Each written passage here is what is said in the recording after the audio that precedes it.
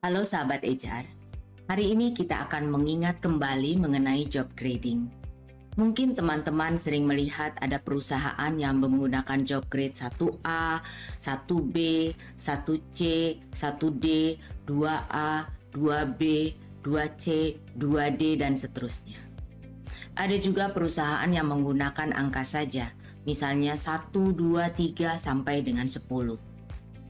Ada lagi yang menggunakan alfabet, misalnya dari A sampai dengan F. Sebenarnya, pada saat kita menentukan mau menggunakan tipe yang mana, mungkin sebelumnya kita perlu tentukan dulu seberapa jauh kita mau menggunakan job grade tersebut. Apakah job grade digunakan hanya untuk membedakan jabatan saja? Misalnya, semua jabatan staf menggunakan B, lalu officer C, supervisor D, dan lain-lain. Atau memang perusahaan mau menggunakan job grade secara lebih ideal. Misalnya, untuk melakukan perbandingan dengan pasar tenaga kerja secara eksternal. Apabila tujuannya hanya untuk membedakan masing-masing level, tentunya tidak ada masalah menggunakan tipe yang manapun.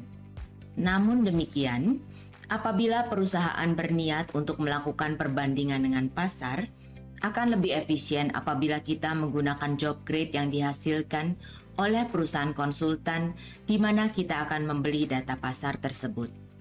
Contohnya, apabila perusahaan akan menggunakan data pasar dari Convery Hay, yang dulunya adalah Hay Group, maka sebaiknya kita menggunakan angka karena data pasar yang dihasilkan menggunakan metodologi dari perusahaan tersebut.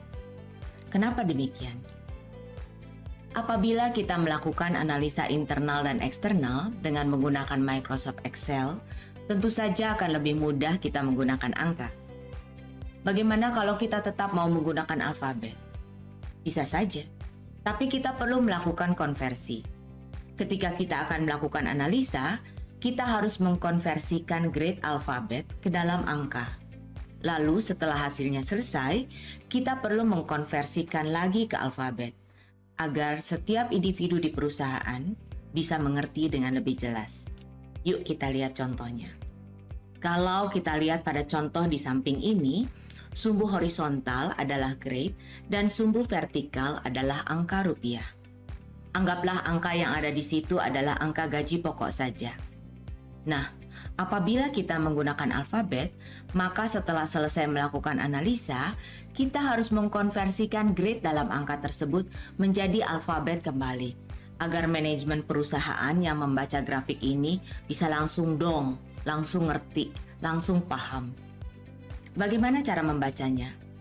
Nanti kita akan bahas pada video yang lain ya, agar video ini tidak terlalu panjang. Mungkin ada yang bertanya, kan bisa saja menggunakan Excel tanpa grafik, jadi semua berbentuk angka dan dihitung persentasenya seperti contoh di samping ini.